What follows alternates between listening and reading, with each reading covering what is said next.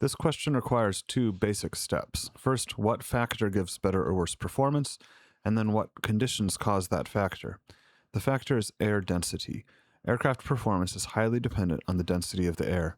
Denser air gives better power because the engine gets more oxygen for combustion, better thrust because the propeller works more efficiently and accelerates a larger mass of air, and better lift because the wings can create a larger pressure differential with denser air.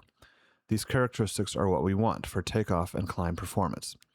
Another way of describing how dense the air is with density altitude. Density altitude is a way of expressing air density as an equivalent altitude. If the air is thin, like it would be at 8,000 feet, we say the density altitude is 8,000 feet, even if you're only at 5,000 feet.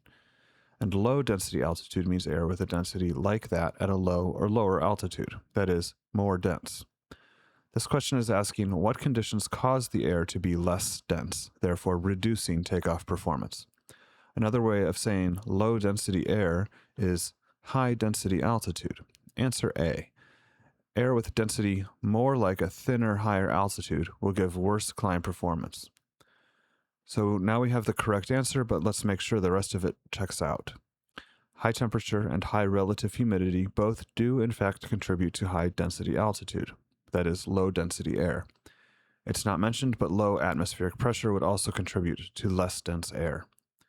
High humidity contributes only minimally because water vapor is less dense than the air it displaces. Temperature is the main contributor. The higher energy air molecules on a hot day spread out and are less dense. Because temperature is such a prominent factor in air density, answer C is actually nonsensical.